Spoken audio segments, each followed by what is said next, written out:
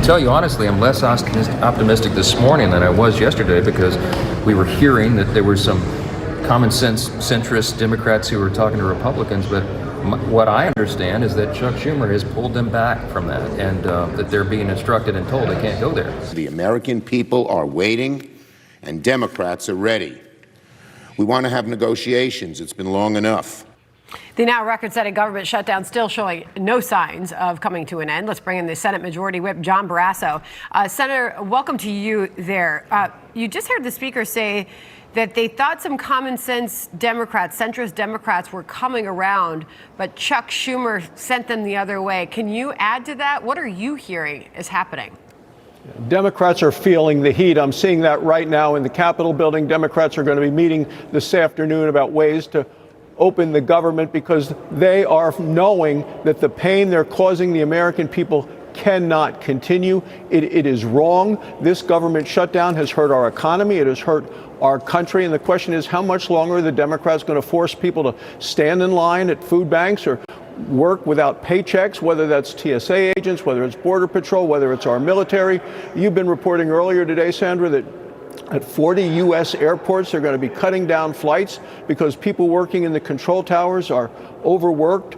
They're undermanned at those stations. So this has a major impact on our economy, to the point of $15 to $20 billion. And up until now, what Schumer has been saying, he said every day gets better for us. I don't know who the us is. It's not the American people. You had the whip, the Democrat whip in the House.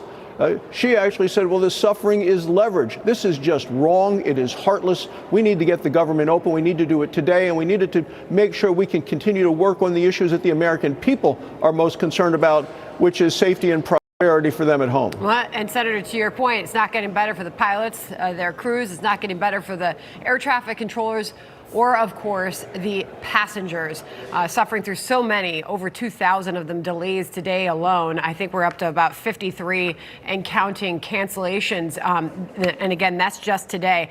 Dennis Tajer joined us top of the hour, Senator, talking about the real pain that is being inflicted. He's a spokesperson for the Allied Pilots Association. Listen. Let's be blunt on this. There is a righteous and noble political fight happening, but it does not need to be in my cockpit. We have got to protect the air system, my airplane, the airplanes that are out there, from this political debate.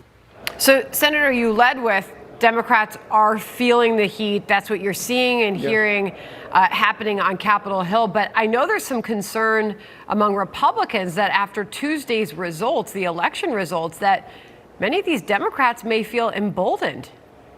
Well, you're right. Some of them do, but there are some that really understand that we need to get the government open again. When you hear from the major airlines around the country, as well as the union that represents the men and women in the control towers, and those are people that usually support Democrats, and they're saying, end the shutdown, pass a clean CR, get the government open. We can talk about and negotiate all of those things later. But there was a Democrat staffer from the United States Senate who said this shutdown's not going to end until planes start falling out of the sky.